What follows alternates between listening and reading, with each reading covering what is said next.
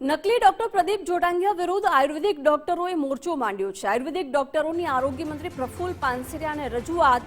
કહ્યું, ડિગ્રી વગર આયુર્વેદની પ્રેક્ટિસ કરતા તત્વો સામે કાર્યવાહી કરવામાં આવે। તમે ફરિયાદ આપો, અમે ચોક્કસ કાર્યવાહી કરીશું, તેમ પ્રફુલ્લ પાનસરિયાએ જણાવ્યું। કહ્યું, આ બાબતે અમે સમય કડક કાયદો લાવી રહ્યા છીએ। તમામ ડોક્ટરોએ ફરજિયાતપણે નોંધણી કરવી પડશે।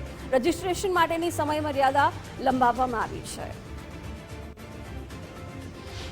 નકલી નોટ પ્રકરણમાં ઝડપાયેલા યોગ ગુરુ પ્રદીપ જોટંગિયા સહિતના જે લેભાગુ તત્વો છે તેઓ વિરુદ્ધ હવે આયુર્વેદિક ડોક્ટરોએ મોરચો માંડ્યો છે અને આયુર્વેદિક ડોક્ટરોની એક જ માંગ છે કે લોકોના આરોગ્ય સાથે આ પ્રમાણે ચેડા કરતા તત્વો વિરુદ્ધ કડકથી કડક પગલાં ભરવામાં આવે। ત્યારે આયુર્વેદિક ડોક્ટરો અહીં મોટી સંખ્યામાં રાજ્યના આરોગ્ય મંત્રી પ્રફુલ્લભાઈ પાનસરિયાને રજૂઆત કરવા માટે પહોંચ્યા છે। ત્યારે સીધી વાત કરીશું આયુર્વેદિક ડોક્ટરો જોડે। આપનું નામ? ડૉક્ટર ચેતન સખિયા।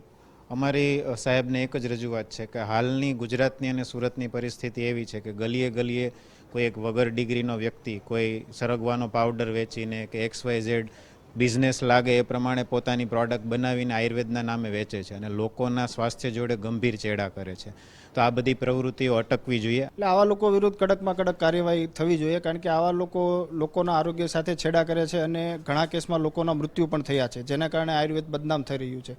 તો શોર્ટમાં છે કે આવા જેટલા લોકો છે જે આયુર્વેદની ડિગ્રી ધરાવતા નથી અને સુરતમાં, વરાછામાં, આખા ગુજરાતમાં નાકે નાકે બેસીને કોઈ ડાયાબિટીસની દવા આપવા, કોઈ કેન્સરની સારવારની ગેરંટી લઈને પેપરમાં જાહેરાત આપે, આવા બધા લેભાગુ તત્વો વિરુદ્ધ કડકમાં કડક કાર્યવાહી થાય એ અમે પ્રફુલ્લભાઈ શ્રીને વિનંતી કરવા આવ્યા છીએ। ઘણા બધા ડૉક્ટરો છે અને ડૉક્ટરો ન કહી શકે એ લોકોને, કારણ કે એ લોકો પાસે ફક્ત આયુર્વેદના નામે જે કહીએ ને આપણે રામ નામે પથ્થર તરી જાય એમ આયુર્વેદના નામે બધાએ પોતપોતાના દવાખાના ચાલુ કરી દીધા છે કે અમે આયુર્વેદ દેશી દવા કરીએ છીએ। પછી મોરિંગા પાવડર હોય કે સીબકથોન હોય ને બધું એવું અલગ અલગ વસ્તુ વાપરીને એ લોકો આયુર્વેદના નામે કરે છે, પણ એ ખરેખર યોગ્ય નથી, એ રોકવું જોઈએ।